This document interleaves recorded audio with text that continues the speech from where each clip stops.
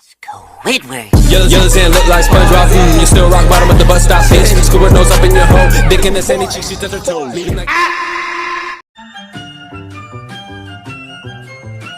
Oke guys, acara dimulai dengan kemunculan Squidina yang mengatakan bahwa para penonton harus memilih tombol antara suka atau tidak suka dengan acara Patrick kali ini. Para penonton bisa mengambil suara dengan menekan kedua tombol itu. Tombol merah artinya kalian tidak menyukai acara ini. Tapi jika menekan tombol hijau berarti para penonton menyukai acara tersebut. Sedangkan saat itu penontonnya hanya terdapat 4 para lansia saja. Tentunya para lansia itu tidak begitu memahami arti dari tombol warna merah dan hijau itu. Kemudian saat itu si Patrick muncul dari balik tirai. Ia mempersilahkan para penontonnya untuk menekan salah satu tombol itu. Di sana ada permainan apakah ia harus makan sayuran brokoli yang ditandai dengan tombol merah atau kue kering yang diberi tanda hijau. Para lansia mulai menekan berbagai tombol. Ada salah satu penonton yang justru ingin menginap bersama dengan si Patrick, namun Squidina menjelaskan tidak ada opsi untuk memilih itu. Untungnya suara terbanyak jarum menunjukkan warna hijau, jadi si Patrick langsung melahap kue kering itu sampai habis. Sedangkan sayur brokoli itu langsung dibuang, kemudian si Patrick juga melempar piring bekas sayur brokoli itu. Kata Squidina, acaranya pilihannya masih banyak sekali yang belum dimainkan, dan untuk permainan kedua ini para penonton harus memilih apakah si Patrick harus menyanyikan lagu kecil yang lucu, atau sebaiknya ia berjalan di atas hamparan bara yang panas. Squidina segera menyuruh para penonton untuk memilih suara, dan suara terbanyak lagi-lagi jatuh ke warna hijau, yang artinya si Patrick harus berjalan di atas bara panas. Begitu pendengarnya, ia pun dibuat sangat panik. Di sini si Patrick berusaha untuk meyakinkan sekali lagi kepada para penontonnya, namun para penonton itu sudah yakin dengan pilihannya itu. Mau tak mau si Patrick pun langsung berjalan di atas bara itu seperti bakso bakar. Tak disangka justru kakinya tidak merasakan kepanasan, hingga tak berselang lama seluruh badannya langsung terbakar, hanya menyisakan setengah kepalanya saja. Salah satu penonton langsung bertingkah seperti guguk yang mengambil potongan lengannya si Patrick. Squidina kemudian muncul dengan menggunakan kostum anti panas. Si Patrick ingin pergi ke rumah sakit, namun Squidina langsung memberikan pesan surat yang isinya apakah dia harus pergi ke rumah sakit untuk berobat atau bertarung melawan beruang laut. Para penonton pun dipersilakan untuk memilih opsi pertama atau opsi kedua. Untungnya saat itu kebanyakan para penonton memilih opsi si Patrick agar dibawa pergi ke rumah sakit untuk berobat. Singkat cerita, setelah berada di rumah sakit, Squidina menyuruh para penonton untuk tetap menunggu acara selanjutnya. Nasnya, meski si Patrick selamat tidak bergulat dengan beruang, namun ternyata yang menjadi dokter malah si beruang laut itu. Alhasil si Patrick langsung keringat dingin dengan luka separah itu guys. Pasti jika diobati oleh si beruang, tubuhnya akan mendapat lebih banyak luka. Apalagi si beruang itu mulai menunjukkan taringnya, ia akan mengobati si Patrick dengan cara yang sangat-sangat brutal.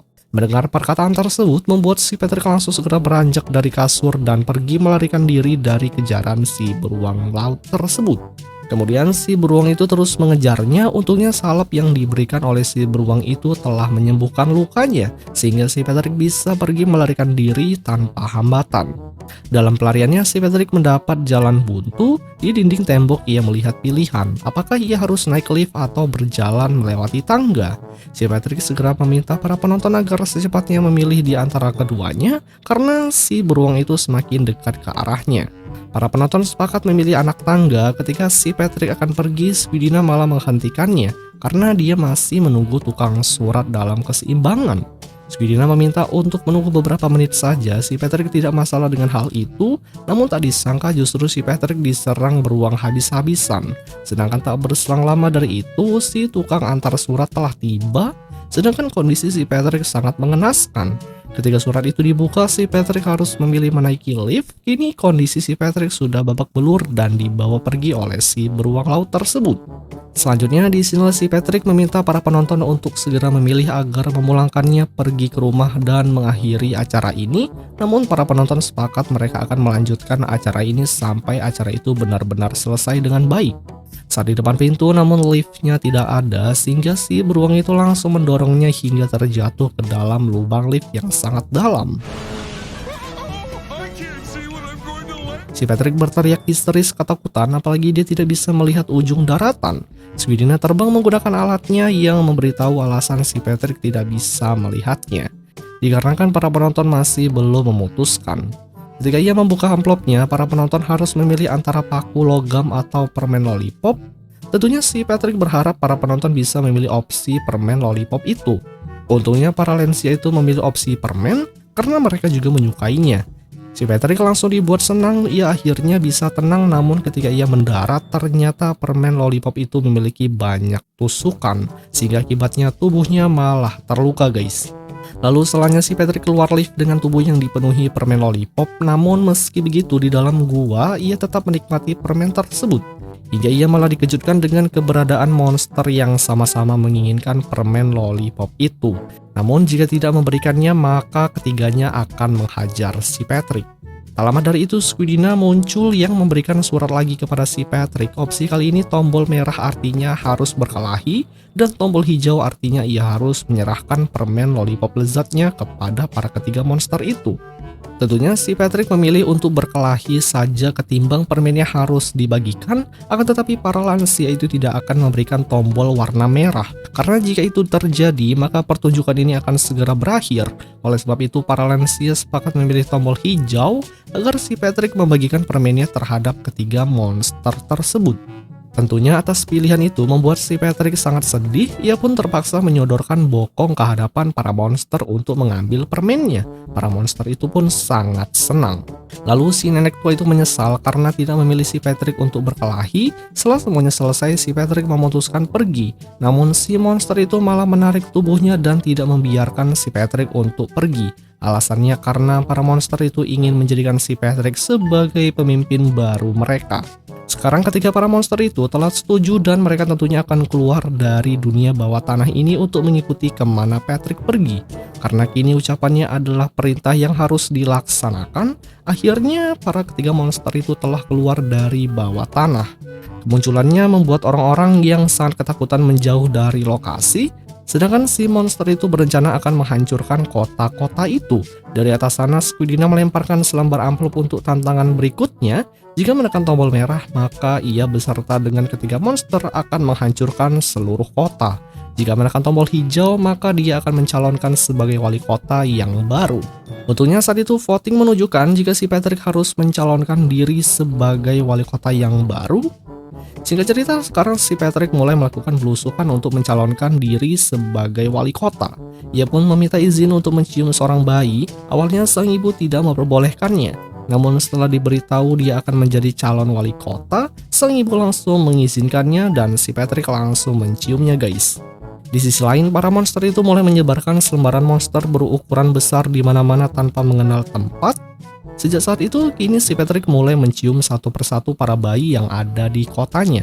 Pada akhirnya, si Patrick telah berhasil menjadi wali kota, semua orang sangat menyukainya. Jadi semua orang percaya bahwa si Patrick orangnya sangat baik. Lalu ia pun berkeliling kota menyapa semua para warganya karena ia sudah menjadi wali kota baru di kota Bikini Bottom. Ini nampak si Patrick sudah berada di ruangannya bersama dengan para penjaganya. Lalu Squidina menghubungi si Patrick, ia pun bertanya apakah sekarang acara pemungutan suara telah berakhir, namun Squidina berkata bahwa acaranya belum selesai. Hal ini dibuktikan dengan adanya bom di lacinya yang terhitung mundur 1 menit. Si Patrick tentunya sangat panik karena ini adalah hari pertama dia menjadi wali kota. Squidina menyuruh si Patrick agar memotong kabel dengan benar, para penonton pun harus memilih tombol merah kabel hijau dan tombol hijau kabel warna merah. Namun kali itu si Patrick sangat panik, apalagi para lansia memilihnya sangat lelet. Ditambah lagi waktu tinggal beberapa detik saja. Namun anak panah penunjukan waktunya menginap dengan menonton lain, dan akhirnya bom tersebut meledak yang membuat si Patrick langsung terlempar jauh. Di akhir cerita, si Patrick masuk ke dalam kuburan menginap bersama penonton yang sebelumnya menginginkan si Patrick agar bisa menginap bersama dengannya. Yang kemudian film pun berakhir guys.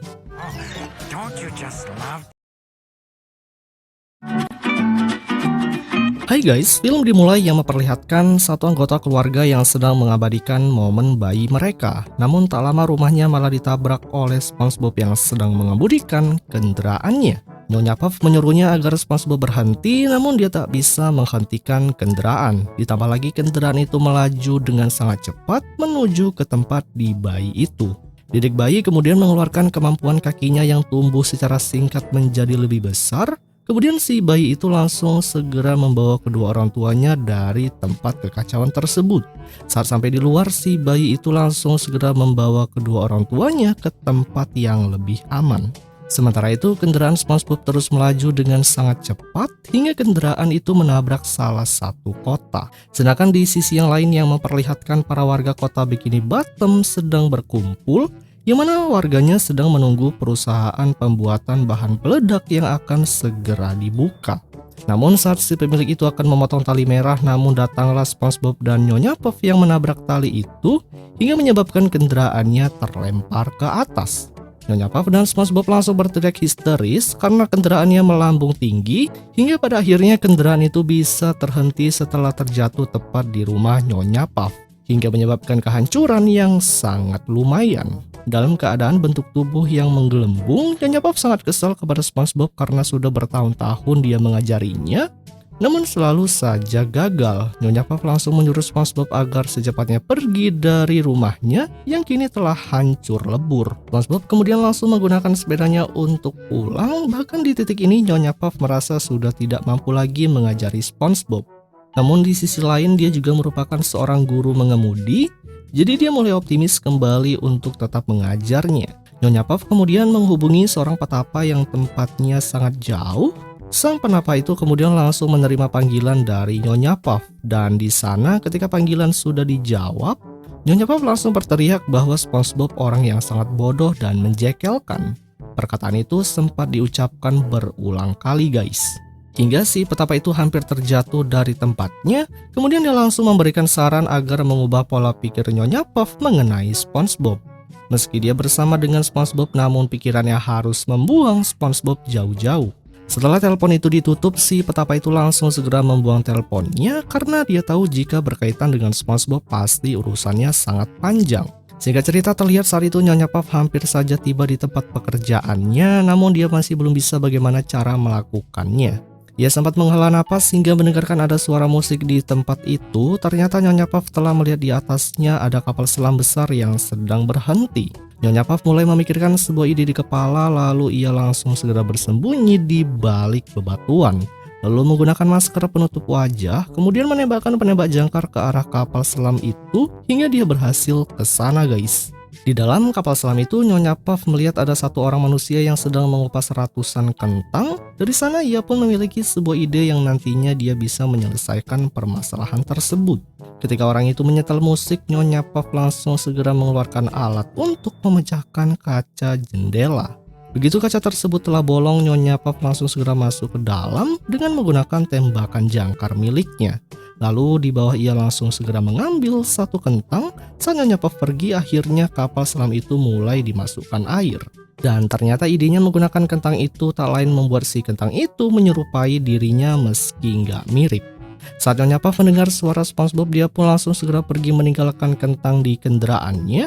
SpongeBob yang polos, dia tidak tahu jika yang bersama dengannya bukanlah yang asli. Lalu SpongeBob mulai berbincang-bincang bersama. Tentunya Nyonya Puff sudah mempersiapkan segalanya termasuk dengan alat suara. Jadi nantinya mereka bisa saling berkomunikasi meski Nyonya Puff tidak sedang bersama dengan SpongeBob. Dan ini merupakan maksud nasihat dari si petapa itu. Lalu dari kejauhan Nyonya Puff langsung segera mengatakan agar SpongeBob segera belajar mengemudi. Akhirnya hati Nyonya Puff sangat lega karena dia bisa menghindari dari SpongeBob. Meski begitu, SpongeBob tetap percaya jika itu adalah Nyonya Puff yang asli. Terdengar jelas dari suara itu, Nyonya Puff menyuruh SpongeBob agar menjalankan mesin kendaraan. Dan seperti biasanya, SpongeBob mengemudi dengan sangat konyol dengan berjalan mundur. Kemudian dia mulai melaju tanpa terkendali. Namun siapa yang menyangka ternyata SpongeBob malah bisa menguasai test drive dengan sangat mudahnya. Nyonya Puff yang melihat dari kejauhan benar-benar tidak percaya dengan kemampuan SpongeBob yang lancar mengendarai perahu itu. Singkat cerita, kini Nyonya Puff sedang bersantai menonton televisi Smackdown. Akhirnya sekian lama Nyonya Puff bisa hidup tenang tanpa ada SpongeBob. Namun tak berselang lama dari itu, SpongeBob pun mengatakan kepada si kentang yang dianggapnya sebagai Nyonya Puff jika dia telah lama berputar-putar di tempat itu terus-menerus. SpongeBob merasa jika dia sudah mahir menguasai tempat yang berputar, lalu Nyonya Puff yang mendengarnya langsung segera menjawab jika SpongeBob harus tetap melaju di tempat itu. Nyonya Puff kemudian terkejut saat tahu camilannya sudah habis. Dia pun bergumam jika dia harus pergi mengambil camilan kembali. Namun SpongeBob yang mendengarnya malah salah paham karena dikira Nyonya Puff menyuruh SpongeBob agar pergi ke jalan besar. Padahal SpongeBob belum siap melakukannya. Akhirnya SpongeBob pun langsung melajukan kendaraannya di jalan. Beruntung saat kendaraannya melaju, SpongeBob malah berhasil melewati rintangan kendaraan lain yang sedang melintas. Lalu saat itu SpongeBob tak sengaja menabrak salah satu geng motor hingga membuat si pengendara motor itu sedikit menepi dari jalan. Yang mana ternyata jalan itu merupakan jalan buntu sehingga si geng motor itu langsung terjun bebas ke udara yang menyebabkan motornya meledak. Sementara itu di sisi yang lain yang memperlihatkan Nyonya Puff yang baru saja mengambil popcorn yang sudah matang, ia kemudian langsung duduk bersantai sembari menikmati camilannya. Nyonya Puff kemudian mengatakan kepada SpongeBob dengan menggunakan alat komunikasinya. Dia pun menguji kehebatan SpongeBob dan menyuruhnya untuk jalan ke kanan terus. Sedangkan SpongeBob hanya menuruti perkataan Nyonya Puff sehingga akibatnya SpongeBob malah melaju ke tempat lahan bermain anak-anak. Kendaraan itu mulai terpontang-panting karena SpongeBob yang sudah tak bisa lagi mengendalikannya.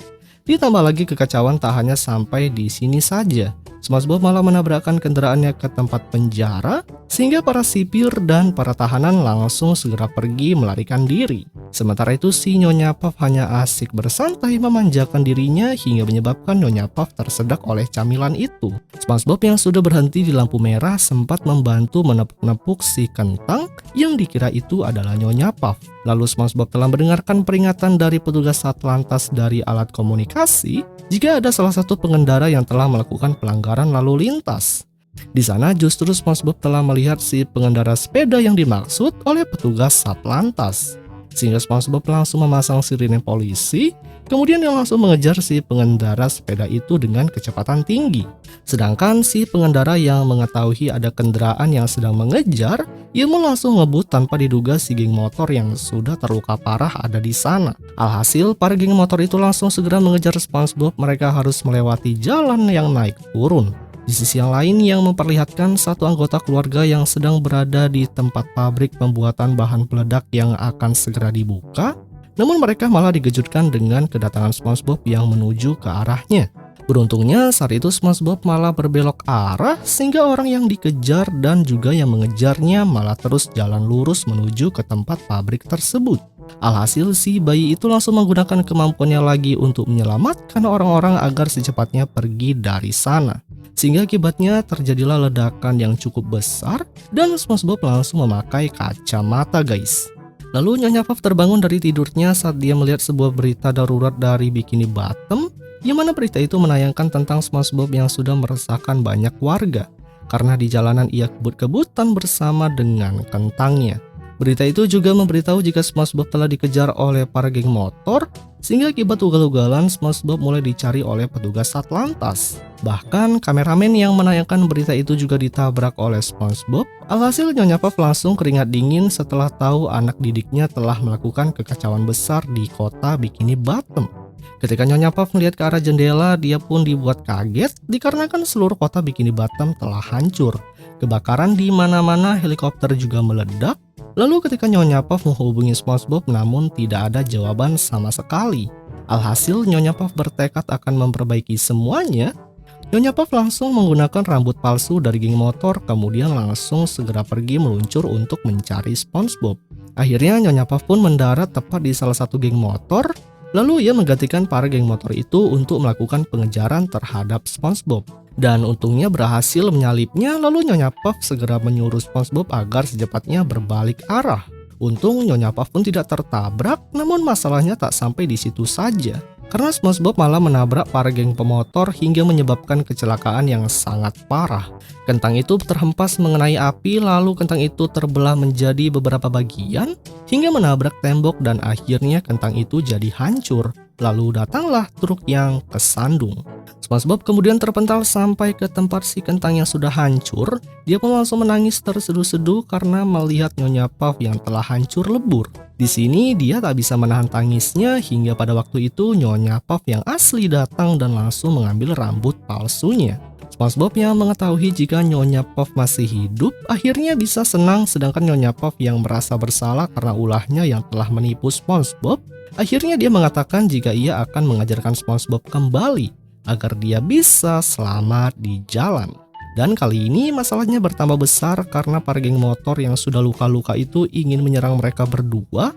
Namun aksinya terhenti setelah melihat ada Nyonya Puff, di mana geng motor itu meminta tanda tangan Nyonya Puff karena dia terkenal orang yang tangguh. Namun tiba-tiba saja para kepolisian telah mengepung tempat itu, sehingga para geng motor itu langsung segera pergi melarikan diri. Sedangkan seperti biasanya Nyonya Puff harus ditahan di kantor polisi.